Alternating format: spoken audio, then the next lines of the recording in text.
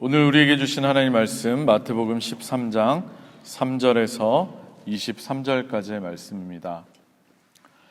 다 찾으신 줄로 알고 제가 봉독해 드리도록 하겠습니다. 예수께서 그들에게 비유로 여러 가지 일을 말씀하셨다. 그는 이렇게 말씀하셨다. 보아라, 씨를 뿌리는 사람이 씨를 뿌리러 나갔다. 그가 씨를 뿌리는데 덜어는 길가에 떨어지니 새들이 와서 그것을 쪼아 먹었다. 또 덜어는 흙이 많지 않은 돌짝밭에 떨어지니 흙이 깊지 않아서 싹은 곧 났지만 해가 뜨자 타버리고 뿌리가 없어서 말라버렸다. 또 덜어는 가시덤불에 떨어지니 가시덤불이 자라서 그 기운을 막았다. 그러나 덜어는 좋은 땅에 떨어져서 열매를 맺었는데 어떤 것은 100배가 되고 어떤 것은 60배가 되고 어떤 것은 30배가 되었다. 귀 있는 사람은 들어라. 제자들이 다가와서 예수께 말했다. 어찌하여 그들에게는 비유로 말씀하십니까? 예수께서 그들에게 대답하셨다. 너희에게는 하늘나라의 비밀을 아는 것을 허락해 주셨지만 다른 사람들에게는 그렇게 해주지 않으셨다. 가진 사람은 더 받아서 차고 남을 것이며 가지지 못한 사람은 가진 것마저 빼앗길 것이다. 내가 그들에게 비유로 말하는 이유는 그들이 보아도 보지 못하고 들어도 듣지도 못하고 깨닫지도 못하기 때문이다. 이사야의 예언이 그들에게서 이루어지는 것이다. 너희가 듣기는 들어도 깨닫지 못하고 보기는 보아도 알아보지 못할 것이다. 이 백성의 마음이 무디어지고 귀가 먹고 눈이 감기어 있다. 이는 그들로 하여금 눈으로 보지 못하게 하고 귀로 듣지 못하게 하고 마음으로 깨닫지 못하게 하고 돌아서지 못하게 하여 내가 그들을 고쳐주지 않으려는 것이다. 그러나 너희의 눈은 지금 보고 있으니 복이 있으며 너희의 귀는 지금 듣고 있으니 복이 있다. 그러므로 내가 진정으로 너희에게 말한다. 많은 예언자와 의인이 너희가 지금 보고 있는 것을 보고 싶어 하였으나 보지 못하였고 너희가 지금 듣고 있는 것을 듣고 싶어 하였으나 듣지 못하였다. 너희는 이제 씨를 뿌리는 사람의 비유가 무슨 뜻을 지녔는지를 들어라. 누구든지 하늘나라를 두고 하는 말씀을 듣고도 깨닫지 못하면 악한 자가 와서 그 마음에 뿌려진 것을 빼앗아 간다. 길가에 뿌린 씨는 그런 사람을 두고 하는 말이다. 또 돌짝밭에 뿌린 씨는 이런 사람이다. 그는 말씀을 듣고 곧 기쁘게 받아들이기는 하지만 그 속에 뿌리가 없어서 오래가지 못하고 말씀 때문에 환난이나 박해가 일어나면 곧 걸려 넘어진다. 또 가시덤불 속에 뿌린 씨는 이런 사람이다. 그는 말씀을 듣기는 하지만 세상의 염려와 재물의 유혹이 말씀을 막아 열매를 맺지 못한다. 그런데 좋은 땅에 뿌린 씨는 말씀을 듣고서 깨닫는 사람을 두고 하는 말인데 이 사람이야말로 열매를 맺되 100배 혹은 60배 혹은 30배의 결실을 낸다. 아멘. 이는 살아계신 하나님의 말씀입니다. 다 자리에 앉으시겠습니다. 제가 잠깐 기도하고 하나님 말씀 전하도록 하겠습니다. 좋으신 하나님 감사합니다. 우리들 하나님을 찬양합니다. 우리들이 하나님을 찬양할 수 있는 자녀가 됨을 너무나 감사드립니다. 우리들 언제나 하나님을 찬양하는 자들 되게 하시고 우리와 항상 함께 하시는 그 주님과 동행하며 많은 열매들을 맺는 우리들 복된 삶 되게 하여 주시옵소서. 모든 말씀 예수님 이름으로 기도합니다. 아멘. 할렐루야. 할렐루야. 반갑습니다. 오늘도 주님 전에 나오셔서 또 하나님 말씀 들으시는 여러분들을 주님의 이름으로 환영합니다. 오늘도 말씀을 통해서 깨닫는 은혜가 있으시기를 또 결단하시는 그런 은혜가 있으시기를 주님의 이름으로 축원합니다. 또 사정이 있으셔서 이 자리에 오시지 못한 분들도 영상으로 말씀을 들으실 때 동일한 은혜가 있으시기를 주님의 이름으로 축원합니다. 예수님께서 이 땅에 오셔서 공생애를 시작하시면서 가장 먼저 하신 말씀이 무엇인지 아십니까? 예수님께서 공생애를 시작하시면서 가장 먼저 하신 선언이라고 할까요? 선포라고 할까요? 그게 무엇인지 혹시 아십니까? 네, 맞아요. 크게 얘기하셔도 돼요. 네, 맞습니다. 제가 읽어드릴게요. 마가복음 1장 15절의 말씀인데요. 때가 찼다. 하나님의 나라가 가까이 왔다. 회개하여라. 복음을 믿어라. 였습니다. 이게 딱딱딱딱딱 자꾸 끊어지잖아요. 세 번역으로 하니까. 근데 이거를 개역개정으로 저는 익숙했는데 뭐라고 하셨냐면 이르시되 때가 찼고 하나님의 나라가 가까이 왔으니 회개하고 복음을 믿어라. 아멘. 네. 실제로 예수님께서는 공생애 3년이라고 하는 예수님의 공생애를 통해서 그 전체를 통해서 오직 하나님의 복음, 곧 하나님의 나라에 관한 말씀을 선포하셨습니다. 여러분들은 하나님의 나라 하면 무엇이 떠오르십니까? 아니, 하나님의 나라, 천국이 잘 상상은 되십니까? 저희 어렸을 때는 대부분 천국 이러면 금이 번쩍번쩍한 그런 얘기부터 시작을 했어요. 모든 집이 금으로 되어 있고 막 길이 금으로 되어 있고. 제 아내가 예전에 그런 얘기를 하더라고요. 자기는 그런 천국은 싫다고, 눈부셔서 어떻게 사냐고, 너무 번쩍번쩍거리면. 그런 얘기를 했는데 여러분들은 그래도 좋으신가 봐요. 어쨌든 하나님의 나라는 사실 우리가 직접 보고 또 경험하지 못한 곳이기 때문에 언뜻 이해하기 쉽지 않은 곳이기도 하고요. 또 각자가 가지고 있는 개념에 의해서, 각자의 생각에 의해서 오해되기도 하는 그런 곳이 바로 천국입니다.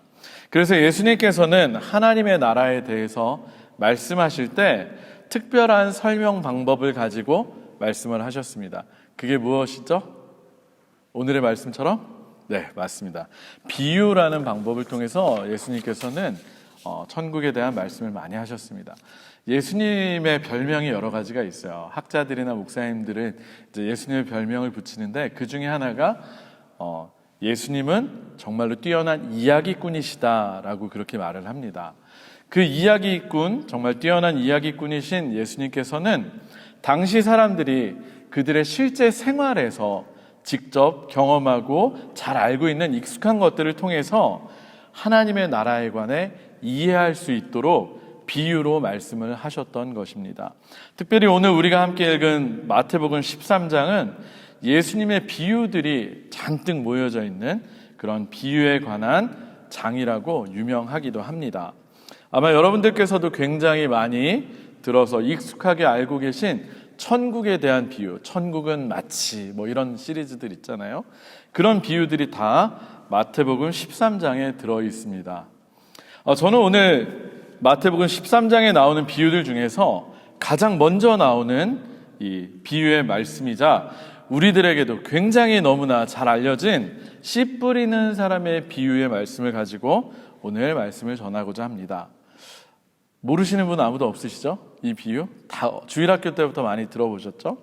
이 비유에 있어서는 그 비유를 통해서 무엇을 말씀하고 싶으신지, 무엇을 나타내고자 하는지 그 의미를 제대로 파악하는 게 정말로 중요한데, 특별히 오늘의 본문인 씨 뿌리는 사람의 비유는 예수님께서 그 의미까지도 해석을 따로 해주셔서 굉장히 친절하게 비유도 말씀하시고 그리고 해석까지 해주신 그런 말씀입니다. 오늘의 말씀을 통해서 하나님의 나라에 관해서 우리들의 생각과 믿음을 한번 정리하시는 시간이 되시기를 주님의 이름으로 축원합니다. 먼저 본격적으로 비유에 관해서 살펴보기 전에 예수님께서 언제 그리고 누구에게 이 비유들을 말씀하고 계신지를 한번 알아보는 게 중요합니다. 왜냐하면 그것을 통해서 예수님께서 이 비유들을 통해 말씀하시고자 하는 것이 무엇인지, 그리고 이 말씀들을 왜 하시는지 그 이유를 좀 더 명확히 알 수 있기 때문입니다. 우리 오늘의 본문 마태복음 13장 1절과 2절의 말씀을 그래서 한번 같이 읽도록 하겠습니다. 제가 읽지는 않았지만 오늘의 본문 바로 앞에 나오는 마태복음 13장 1절과 2절의 말씀을 우리 같이 한번 읽겠습니다. 시작. 그날 예수께서 집에서 나오셔서 바닷가에 앉으셨다. 많은 무리가 모여드니 예수께서는 배에 올라가서 앉으셨다. 무리는 모두 물가에 서 있었다. 1절의 시작을 보면 뭐라고 되어 있죠? 언제라고? 그날. 그날이라고 되어 있는 거 보이십니까? 그날 예수께서 집에서 나오셔서 라는 말로 13장이 시작되고 있는데, 굳이 이렇게 시작을 하고 있었던 것은 그 앞에서 일어났던 일들, 그날에 일어났던 일들이 이 비유들을 말씀하신 데 있어서 굉장히 중요한 역할을 하기 때문입니다. 그래서 그 앞에 무슨 일이 있었는지를 살펴보기 위해서 보면요, 12장의 마지막 부분에 어떤 내용이 있냐면 예수님께서 무리들을 향해서 말씀을 전하고 계실 때 예수님의 어머니와 형제들이 예수님을 찾아서 오는 그런 일이 있었습니다. 근데 예수님께서는 예수님을 찾아왔다라고 하는 어머니와 형제들이 왔다라고 하는 그 소식을 전하는 사람에게 이렇게 이야기를 합니다. 특이하게 이야기를 하시는데요. 우리 12장 49절과 50절의 말씀도 한번 같이 읽겠습니다. 마태복음 12장 49절과 50절입니다. 시작. 그리고 손을 내밀어 제자들을 가리키고서 말씀하셨다. 보아라, 나의 어머니와 나의 형제들이다. 하늘에 계신 내 아버지의 뜻을 따라 사는 사람이 곧 내 형제요 자매요 어머니이다. 예수님의 친형제들 그리고 어머니가 찾아왔는데 엉뚱하게도 예수님께서는 하늘에 계신 내 아버지의 뜻을 따라 사는 사람이 곧 내 형제요 자매요 어머니이다라는 다소 놀라운 말씀을 하고 계신 것입니다. 그리고 그 말씀을 하신 바로 그날 예수님께서는 하나님의 나라에 관한 말씀들을 비유로 말씀하셨고 그 첫 비유가 바로 오늘의 씨 뿌리는 사람의 비유라는 것입니다. 따라서 사실 오늘의 본문은 하나님의 나라에 관한 첫 번째 비유이면서 과연 누가 예수님의 형제, 자매, 어머니가 될 수 있는 사람인지를 말씀해 주시는 그런 비유인 것입니다. 그런데 여기서 또한 먼저 생각해야 될 것이 있는데 과연 예수님께서 말씀하시는 하나님의 나라라는 게 도대체 무엇인지를 바로 아는 것입니다. 앞서 제가 예수님께서 공생애를 시작하시면서 제일 먼저 하신 말씀, 선포하신 말씀이 마가복음 1장 15절의 말씀이라고 하나님의 나라를 선포했다고 말씀을 드렸습니다. 그런데 우리말로 아까 제가 읽어드린 것처럼 우리말 번역을 보면 하나님의 나라가 어떻게 됐다? 가까이 왔다라고 번역이 되어 있는데요. 사실은 이걸 원어로 자세히 보고 원어의 의미를 살려서 보면 이 말은 이미 하나님의 나라가 임했고 그래서 우리들에게 영향을 끼치고 있다는 것을 나타내고 있는 단어입니다. 사실은 가까이 왔다라고 하면은 아직 온 거예요, 안 온 거예요? 가까이 왔다? 아직 오진 않은 거잖아요. 가까이 왔다는 거잖아요. 근데 원어적으로는 이미 왔다라는 걸 나타내고 있습니다. 그래서 번역이 좀 미흡하다라고 이렇게 생각할 수 있는데요. 그러니까 단순히 우리가 흔히 생각하는 것처럼 하나님의 나라, 천국이라는 것이 우리가 꼭 죽어야만 가는 그런 천국만은 아니라는 것을 여러분은 기억하셔야만 합니다.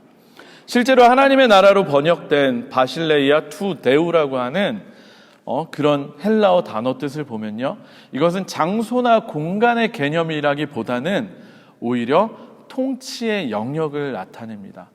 하나님의 통치가 이루어지는 곳, 그것이 오히려 하나님의 나라인 것입니다.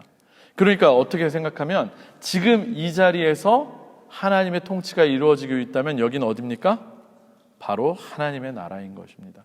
우리가 꼭 죽어서만 가는 천국을 바라보는 것이 잘못된 것은 아니지만 우리는 그럼 절반밖에 천국을 알지 못하는 것이라고도 할 수 있습니다. 우리가 독일에 살고 있지만 우리가 물론 여기 국적을 바꾸신 분들도 계시지만 한국 사람으로서 한국의 법에도 여전히 적용을 받고 사는 것처럼 그런 것처럼 하나님의 나라에 속한 사람들은 하나님의 통치를 받는 사람들이고요. 그들은 하나님의 나라의 법인 하나님의 말씀을 지켜서 행하는 사람이라는 것을 우리는 기억해야만 합니다. 그래서 하나님의 말씀을 지켜 행하는 것을 통해서 그 사람이 하나님의 나라에 속한 사람인지 아닌 사람인지를 우리가 알 수 있다는 걸 우리는 기억해야만 합니다. 따라서 12장 50절의 내용과 또 하나님의 나라의 개념에 대해서 우리가 종합적으로 이해를 가지고 오늘의 비유를 살펴볼 때에만 우리는 이 비유의 참된 의미를 깨달아 알 수 있는 것입니다. 사실 오늘의 비유 굉장히 단순합니다. 씨를 뿌리는 사람이 씨를 뿌렸는데 씨가 몇 가지 상황, 몇 가지 밭에 떨어졌죠? 네 가지 밭에 뿌려지게 되었습니다. 사실 네 가지 밭으로 하면 우리가 생각하기엔 각자 떨어진 것처럼 생각되지만 우리나라처럼 이렇게 밭이 비옥하고 평평하게 되어 있지 않고 이스라엘의 밭은 사실 개간이 그렇게 잘 되어 있지 않고 그리고 산 중턱이 이렇게 계단식으로 깎아서 하다 보니까 가운데 쪽에 개간이 잘 된 곳은 기름진 땅이고 끝부분 사람들이 밟고 지나가는 곳은 길이 되고 그리고 군데군데 구석에는 가시덤불도 있을 수 있고 돌도 있을 수 있다는, 이게 따로 멀리 떨어져 있는 땅이 아니라는 것만 여러분들이 기억하시면 됩니다. 왜 굳이 돌짝에 씨를 뿌리지? 왜 씨를 낭비하지? 이 생각을 하지 마시고 우리나라처럼 이렇게 땅을 파가지고 씨를 일일이 심는 게 아니고 직파법이라고 하는데요, 당시 농법이. 그때 당시 사람들에게 있어서는 그 밭에 이런 부분들이 다 있었다라는 걸 기억하시면 좋겠습니다. 네, 어쨌든 이 4가지 밭에 뿌려졌는데 예수님께서 그 비유의 내용을 하나하나 친절하게 풀이를 해서 설명해 주십니다. 자, 씨앗은 무엇이라고 하시죠? 씨앗은 복음이라고 할 수 있습니다. 하나님의 나라를 두고 하는 말씀, 성경의 표현에 의하면 곧 예수님께서 선포하시는 복음, 하늘나라의 복음을 선포하는 말씀이 곧 씨앗이라고 여러분 기억하시면 됩니다. 이 복음의 말씀이 모든 땅에 뿌려졌는데 첫 번째, 길가에 뿌려진 씨앗이 어떻게 되었습니까? 우리 19절을 한번 같이 읽겠습니다. 19절입니다. 19절. 마태복음 13장 19절입니다. 시작. 누구든지 하늘나라를 두고 하는 말씀을 듣고도 깨닫지 못하면 악한 자가 와서 그 마음에 뿌려진 것을 빼앗아간다. 길가에 뿌린 씨는 그런 사람을 두고 하는 말이다. 네. 여기서 먼저 중요하게 볼 것이 있는데요, 예수님께서는 이 비유에서 씨앗이 뿌려진 땅을 무엇에 비유하고 있습니까? 사람에 비유하고 있다는 것입니다. 아니, 좀 더 정확히 말하면 사람의 마음밭이라고 이해하면 더 쉬울 것 같습니다.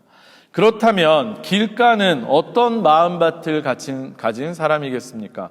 말씀을 듣고도 깨닫지도 못하는 사람을 의미합니다.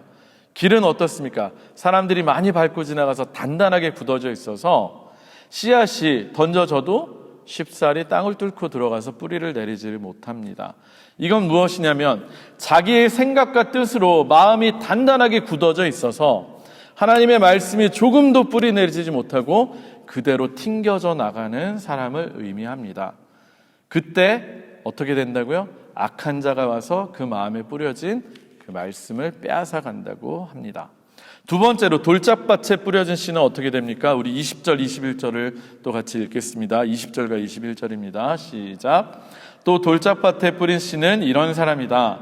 그는 말씀을 듣고 곧 기쁘게 받아들이기는 하지만 그 속에 뿌리가 없어서 오래가지 못하고 말씀 때문에 환난이나 박해가 일어나면 곧 걸려 넘어진다. 네.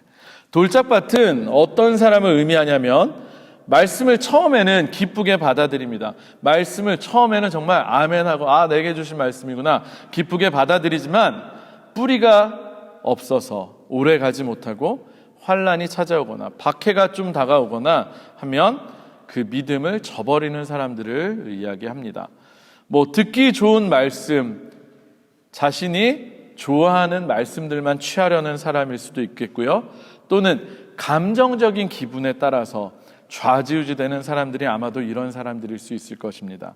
자신의 마음에 들고 기분에 좋은 말씀에는 할렐루야 아멘 하면서 정말 그렇게 은혜 받았다라고는 하지만 정작 조금만 누군가의 말 한마디 또는 작은 연단이나 시험이 찾아와도 금세 흔들려 버리는 그런 믿음을 갖는 사람들을 말합니다. 우리 세 번째 가시덤불 어떤 사람인지 22절도 읽겠습니다. 시작. 또 가시덤불 속에 뿌린 씨는 이런 사람이다. 그는 말씀을 듣기는 하지만 세상의 염려와 재물의 유혹이 말씀을 막아 열매를 맺지 못한다. 네, 가시덤불은 말씀을 듣기는 했지만 세상의 염려와 근심, 재물의 유혹이 그 말씀을 자라는 것을 막아서 결국에는 열매를 맺기까지는 자라지 못하는 사람을 의미합니다. 오늘날과 같은 자본주의, 물질 만능주의 시대에 어쩌면 대부분의 사람들은 이런 부류에 속할 수 있을 것입니다. 그런데요, 이게 참 무서운 게 재물이 적을 때는 재물이 없어서 걱정, 근심, 염려가 많고 또 재물이 많으면 그 재물 때문에 하나님을 제대로 믿고 섬기지 못하고 재물이 곧 그에게 유혹이 되기 때문에 말씀대로 사는 것을 막는 것입니다. 그래서 참 무섭습니다. 이제 마지막으로 좋은 밭은 어떤 사람입니까? 말씀을 듣고서 깨닫는 사람으로 그는 100배, 60배, 30배의 열매를 맺는 사람을 말합니다. 곧 말씀대로 행하고 열매까지 맺는 사람을 뜻합니다. 여러분들 너무나 잘 아는 말씀이라서 좀 지루하시죠? 그럼에도 불구하고 저는 다시 한번 짚어보았습니다. 이상에서 우리가 살펴본 것처럼 사실 이 본문을 우리가 씨 뿌리는 사람의 비유라고 흔히 부르기도 하고 또 성경에도 그렇게 표시가 되어 있기도 하지만 비유의 초점은 오히려 어디에 있습니까? 밭. 네. 말씀을 받는 사람들에게 오히려 초점을 맞춰서 이 비유는 전개되고 있습니다. 사실 구약 시대나 또 예수님의 시대 그리고 지금도 마찬가지로 하나님의 말씀을 듣는다고 하여서 교회를 다닌다고 하여서 어쩌면 다 하나님의 백성은 아닙니다. 우리가 요즘 아침마다 출애굽기 말씀을 묵상하고 있지 않습니까? 출애굽 공동체가 광야 생활을 하던 것만 보더라도 그것을 잘 알 수 있습니다. 끊임없이 하나님을 원망하고 불평하는 사람, 그리고 하나님의 약속의 말씀은 듣지도 못하고 또 믿지도 못하고 보지도 못하는 상황에서 환경과 상황에 휩쓸려서 하나님을 저버리고 하나님을 떠나고 불평하고 믿음을 버린 사람들, 그들은 다 어떻게 됐습니까? 결국에는 가나안 땅에 들어가지 못하고 광야에서 고생만 하다가 죽임을 맞게 되었습니다. 오늘의 이 비유도 예수님께서는 자신을 찾아온 많은 무리들 앞에서 그들을 향해서 직접 말씀을 전하셨습니다. 그것도 그들이 이해하기 쉬우라고, 좀 듣고 깨달으라고 특별히 비유를 통해서 말씀을 해주시는 배려까지 해주시면서 말입니다. 왜 굳이 비유로 말씀을 하시느냐는 제자들의 물음에 예수님께서 대답을 해주시는 걸 보면 예수님이 어떤 마음으로 비유로 말씀하셨는지를 잘 알 수 있습니다. 우리 오늘의 본문 13절을 함께 읽겠습니다.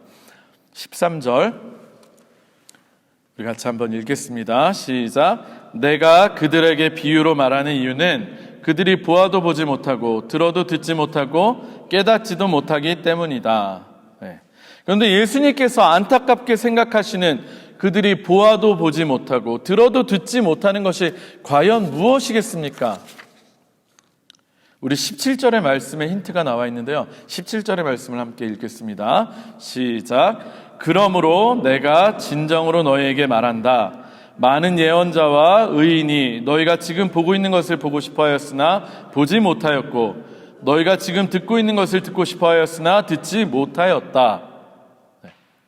많은 예언자와 의인이 지금 제자들과 군중들이 보고 있는 것을 보지도 못하고 듣지도 못했다고 말씀하고 있는데 여러분들 무엇인지 눈치채셨습니까? 바로 이 땅에 참된 구원자로 오신 말씀대로 예언대로 이 땅에 우리를 구원하시려고 오신 예수 그리스도를 나타내고 있습니다. 또 그 예수 그리스도께서 직접적으로 전하고 계신, 선포하고 계신 하나님의 나라의 복음, 천국 복음을 이야기하고 있습니다. 예수님께서는 자신에게 수많은 사람들이 몰려들었지만 그럼에도 불구하고 사람들이 정작 예수님을 눈앞에 두고도 그분이 누구이신지를 모르는, 그리고 제대로 깨닫지도 못하는 사람들을 위해서, 또 예수님의 말씀을 들으면서도 이 말씀이 무엇을 의미하는지를 전혀 듣지 못하고 있는 이들을 보시며 말씀해주고 계신 것입니다. 오늘의 비유의 말씀을 하시면서 마지막으로 예수님이 하신 말씀이 그래서 9절의 말씀인 귀 있는 자는 들으라 라는 말씀인 것입니다. 사실 귀 있는 자는 들으라, 이 말은 그저 단순히 귀가 있으니까 소리를 들어라 이 의미 아닌 거 다들 잘 알고 계시죠? 이런 히브리적인 표현으로 이해한다면 듣고 이해할 수 있는 자들은 들어라. 그러니까 이 말소리 자체보다는 그 의미를 집중해서 들어라, 의미를 좀 깨달아라 라는 말씀으로 예수님께서 하신 말씀입니다. 이게 사실 당시 히브리 사람들의 관용적인 표현이라고도 합니다. 또한 예수님께서는 16절을 통해서도 이렇게 말씀하셨습니다. 16절 우리 마지막으로 한 번 더 읽어볼게요. 16절 시작. 너희의 눈은 지금 보고 있으니 복이 있으며 너희의 귀는 지금 듣고 있으니 복이 있다. 네, 제자들에게는 이렇게 말씀하셨는데 사실 고대 히브리인들은 우리 신체 기관을 세 부분으로 나누어서 이해를 했다고 합니다. 저도 이제 이 말씀을 준비하면서 책을 보면서 알게 됐는데요. 그때 어떻게 생각을 했냐면 눈은 심장하고 연결이 되어 있다라고 생각을 했고 그리고 귀는 입하고 연결이 되어 있다고 믿었습니다. 그리고 발은 손과 연결이 되어 있다고 여겼습니다. 이때 앞에 언급된 기관이 원인을 제공하는 기관이고요. 그리고 뒤에 언급된 기관이 결과가 나타나는 기관인 것입니다. 원인 기관의 역할은 어떤 일의 원인이 되는 작용을 불러일으키는 것이고, 그래서 심장이 눈이랑 연결되어 있다는 것을 통해서 보면 눈이 보는 것을 통해서 심장이 어떤 반응을 일으킨다고 믿었던 것입니다. 이때 심장은 사실 마음이라고 해도 전혀 틀리지 않은데 사람의 모든 의지를 담당하는 기관이라고 당시 사람들은 생각했기 때문에 사람에게 욕심을 일으키게 하는 것도, 그리고 결심을 하게 되는 것도 심장의 역할이라고 이해했습니다. 그러면 심장이 제대로 역할을 하기 위해서, 결심을 하기 위해서 무엇이 중요합니까? 눈, 보는 것이 중요한 것입니다. 네? 마찬가지로 귀는 입이 고백할 수 있도록 하는 작용을 하기 위해서 원인을 주기 때문에 진짜로 고백하기 위해서 뭐가 중요합니까? 듣는 것, 귀가 중요하고요. 발도 마찬가지입니다.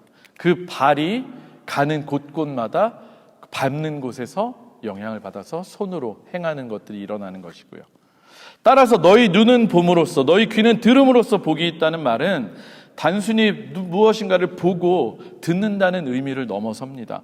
이 말씀은 바울이 로마서에서 한 말씀하고 비교해 보면 정말로 잘 이해할 수 있습니다. 우리 로마서 말씀 한번 같이 찾아서 읽어볼까요? 로마서 10장 9절에서 10절의 말씀을 같이 한번 읽어봤으면 좋겠습니다. 우리 성경책 찾는 게 조금 고되더라도 우리 말씀을 하나하나 확인하면서 보는 게 더 좋으니까요. 로마서 10장 9절에서 10절 말씀 한번 같이 읽어보겠습니다. 제가 가진 성경으로는 269페이지고요. 로마서 10장 9절에서 10절, 아마 여러분들 많이 잘 아시는 말씀일 겁니다. 같이 한번 읽겠습니다. 시작. 당신이 만일 예수는 주님이라고 입으로 고백하고 하나님께서 그를 죽은 사람들 가운데서 살리신 것을 마음으로 믿으면 구원을 얻을 것입니다. 사람은 마음으로 믿어서 의에 이르고 입으로 고백해서 구원에 이르게 됩니다. 아멘. 아까 보는 것, 듣는 것에 대한 결과로서 로마서의 말씀이 얘기하고 있는 게 이해가 되시죠? 그 신체 기관이 어떻게 연결돼서 이렇게 고백이 되는지. 결국 예수님께서 이렇게 비유로 말씀을 하신 이유도, 그리고 눈으로 보고 귀로 듣는 사람이 복되다고 하신 것도 결국은 그들이 이 비유를 통해서라도 예수님께서 정말로 누구이신지를, 그리고 예수님께서 선포하고 계시는 하나님의 나라가 어떤 곳인지를 좀 눈으로 보고 심장, 마음으로 믿고 결심하고 귀로 들어서 입으로 고백할 수 있는 그런 구원받는 믿음을 좀 가지라고 예수님께서는 이렇게 하고 계신 것입니다. 즉, 이 땅에 하나님의 나라의 임함을 선포하고 있는 예수님을 보며 심장, 마음으로 그 천국의 백성이 되기를 결단하고 또 그분의 말씀을 들음으로 인해서 그 말씀을 입으로 시인하여 실제로 천국의 백성이 되기를 예수님께서는 바라고 계시다는 것입니다. 사실 우리는 이 비유를 너무나 잘 알고 있고 또 이 비유를 들을 때마다 결심도 합니다. 그러나 맞아, 이 비유가 말하는 것이 이것이지 하고 그냥 머리로만 도식화시켜서 끝날 수도 있습니다. 또 옥토밭이 되어서 열매를 많이 맺어야지, 나도 좋은 밭이 되어야지라고 결심을 할 수도 있습니다. 그런데 정작 문제는 무엇인지 아십니까? 이 본문을 읽고 설교를 들어서 비유를 이해하고 옥토밭이 되어야지라고 결심을 했다고 해서 정말로 바로 옥토밭이 되어서 열매를 맺는 것이 아니라는 사실입니다. 오히려 이것은 오늘의 비유의 시작처럼 또 한 번 우리의 마음밭에 씨앗이 던져진 것과 똑같습니다. 왜냐하면 옥토밭이 되어야지, 좋은 밭이 되어야지 하고 결심하고 교회당 밖을 나가지만 여전히 길가에 뿌려진 씨앗이 새들에 쪼아 먹히는 것처럼 말씀을 잃어버리는 분들도 계시고, 돌짝밭에 뿌려진 것처럼 잠시 결심을 해보긴 했지만 뿌리 내리지 못하고 또 힘든 일이 찾아오고 누군가의 말소리에 시험 들게 되면 또다시 이것을 잃어버리는 사람들이 또 있습니다. 가시밭에 떨어진 것처럼 여전히 말씀을 들었지만 세상의 염려와 근심으로 인해서 또 그 결심을 빼앗기고 믿음이 흔들리는 사람들도 분명히 있습니다. 단순히 우리가 결심을 한다고 해서 옥토가 될 수 있는 것도 아니고, 그 말씀이 우리 안에서 작동이 되는 것도 아니라는 것을 우리는 반드시 기억해야만 합니다. 결국 이 씨 뿌리는 사람의 비유를 통해서 우리가 붙잡아야 할 중요한 사실, 그리고 우리가 정말로 좋은 밭, 옥토버가 될 수 있는 방법은 우리가 정말로 하나님의 통치가 임하는 사람들이 되는 것입니다. 곧 결국은 하나님의 말씀을 들은 그대로 지키고 실천하고 살아가는 사람들이 되어야 한다는 것입니다. 따라서 이 말씀은 실제적으로 들은 말씀을 실천하는 실천의 문제로 귀결이 되는 것입니다. 그러기 위해서 앞서 살펴본 예수께서 이 비유를 말씀하신 이유를 다시 한번 곰곰이 씹어보시기 바랍니다. 보아도 보지 못하고 들어도 듣지 못하고 깨닫지 못하는 사람이 되지 않기 위해서 우리는 어떻게 해야 합니까? 우리에게 하나님의 나라를 이미 이 땅 가운데 가지고 오신 예수님을 제대로 바라보아야만 합니다. 그리고 예수님의 말씀을 제대로 들어야만 합니다. 예수님을 바라보면 우리가 깨달아야 하는 것이 무엇입니까? 바로 우리가 우리 힘으로는 아무것도 할 수 없는 죄인이라는 것, 우리가 십자가의 예수님 공로 아니면 아무것도 할 수 없는 죄인이라는 걸 붙잡는 그 믿음이 시작되어야 합니다. 그 시작이 없이는 아무리 우리가 결심을 해도 아무것도 할 수 없습니다. 단순히 내 마음에 드는 요절 몇 개만 외우고 기억하면서 그것을 붙잡고 사는 것이 아니라 정말로 예수께서 우리에게 말씀하시는 말씀과 하나님 나라의 백성들이 어떻게 살아가야 하는지를 가르쳐 주신 그 말씀들, 그리고 직접 삶으로 보여주신 것들을 우리 또한 보고 마음으로 결단하고 귀로 듣고 입으로 시인하면서 예수님께서 우리의 구원자 되심을, 우리의 구세주 되심을 시인하면서 발로는 예수님이 걸어가신 그 십자가의 길을 우리도 걸으면서 손으로 그 말씀을 지켜 행하며 살아야만 하는 것입니다. 옥토는 그냥 되는 것이 아닙니다. 옥토가 되기 위해서는 땅을 갈아엎는 수고와 노력이 필요합니다. 매일매일 우리의 마음밭을 예수님을 바라보면서 예수님의 말씀으로 갈아엎어야 됨을 기억하시기 바랍니다. 먼저 그의 나라와 그의 의를 구하라는 예수님의 말씀처럼 하나님의 나라와 의를 먼저 구하는 삶을 살아야만 합니다. 무엇을 먹을까, 무엇을 마실까 염려하지 말라는 예수님의 말씀처럼 세상의 염려와 재물의 염려에서 벗어나야만 합니다. 선으로 악을 이기라는 말씀을 지켜내기 위해서, 그리고 원수까지도 사랑하라는 말씀을 지키기 위해서 7번에 70번까지도 남을 용서하고 사랑하기 위해서 정말로 주님 앞에서 몸부림치면서 긍휼의 마음을 달라고 기도해야 하는 것입니다. 세상의 욕심과 자랑을 채우기 위한 삶을 사는 것에서 이제는 주님을 높이는 삶, 낮은 곳으로 자처하는 삶을 살기 위해서 끊임없이 예수님과 함께 십자가에 죽고 예수님과 함께 부활하여 그 예수님의 부활의 능력으로 사는 삶을 매일매일 살아야만 가능한 것입니다. 끊임없이 말씀을 묵상하고 하나님께 기도하고 성령님의 인도하심을 받아야만 하는 것입니다. 그래서 우리가 점점 더 하나님의 말씀으로 충만해지고 그 말씀대로 살아가질 때 우리가 비로소 옥토가 될 수 있고 또 우리를 통해서 열매 맺는 삶을 살 수가 있는 것입니다.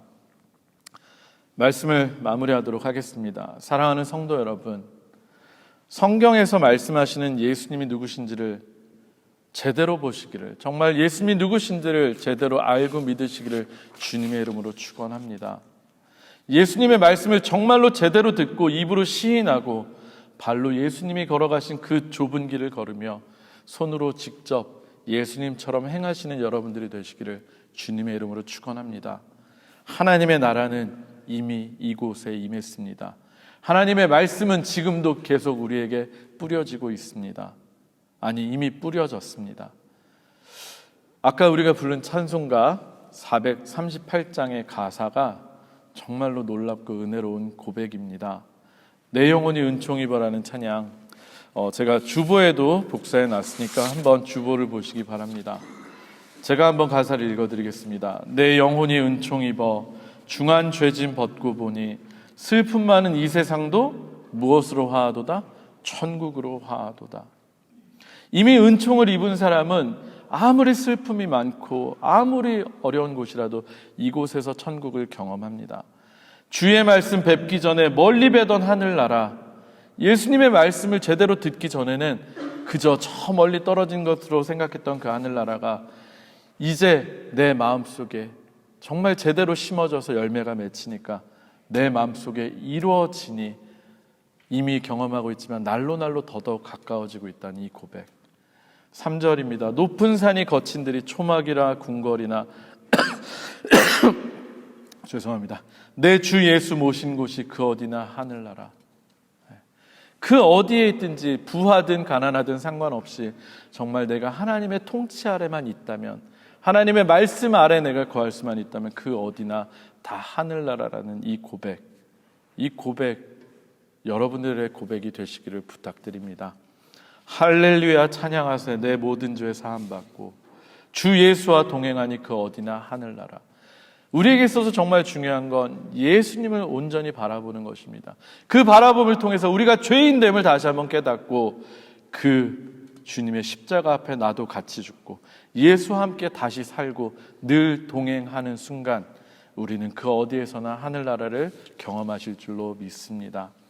이 찬송가의 가사처럼 천국은 죽어서만 갈 수 있는 곳, 저 너머에 멀리 떨어져 있는 곳은 결코 아님을 기억하십시오. 오히려 하나님의 통치가 이루어지는 곳이라면, 하나님의 말씀이 이루어지는 곳이라면 바로 그것이 어디든지 바로 천국입니다. 내 마음밭에 하나님의 말씀이 온전히 뿌려지고 싹이 나고 깊이 뿌려 내려지고 열매가 맺힌다면 그곳이 바로 천국인 것입니다. 그리고 그때 비로소 우리는 예수님의 형제요, 자매요, 또 어머니가 될 수 있는 것입니다. 예수 그리스도를 제대로 바라보고 그 말씀을 제대로 듣고 그 말씀을 통해서 우리의 마음밭을 매일매일 갈아엎으며 싹을 틔우는 저와 여러분들이 다 되시기를 주님의 이름으로 축원합니다. 하느님의 나라는 이미 이곳에 임했습니다. 아멘.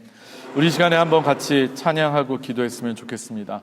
내 영혼이 은총 입어. 정말 이 고백이 우리의 고백이 되게 해달라고, 내가 지금 천국을 경험하는 사람이 되게 해달라고, 내가 옥토바신 사람이 되게 해달라고 우리 그 마음을 가지고 한번 찬양하고 기도하겠습니다.